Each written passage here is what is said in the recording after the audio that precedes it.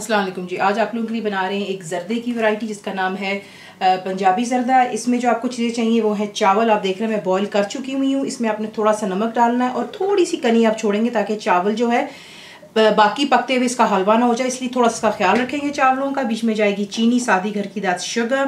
थोड़ा सा पानी जाएगा बीच में, दैट्स वाटर।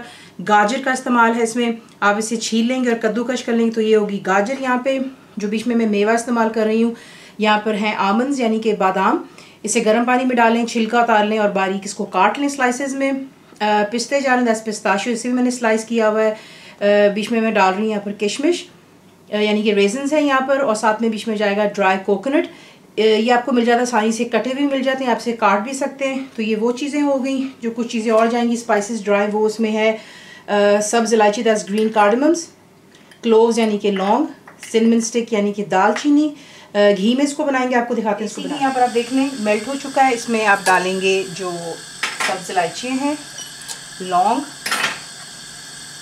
सिनेमन स्टिक, और इसको हल्का सा बीच में जो है थोड़ा सा फ्राई सा कर लेते हैं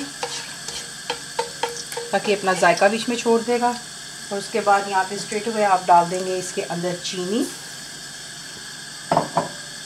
और बीच में डालेंगे पानी।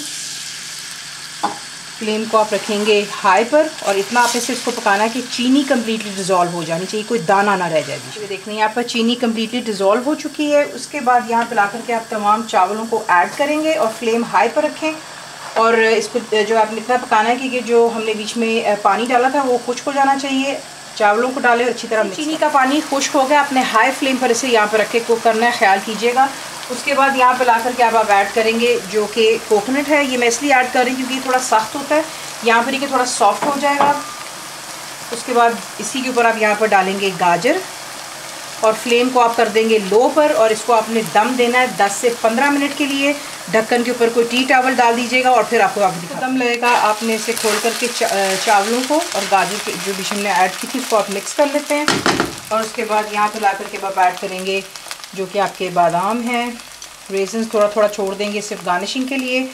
ये डाल दें चीज़ें और इसको अच्छी तरह मिक्स कर लेते हैं। और डिश आपका जर्दा ज़रूर ट्राई कीजिएगा गाजर के साथ में।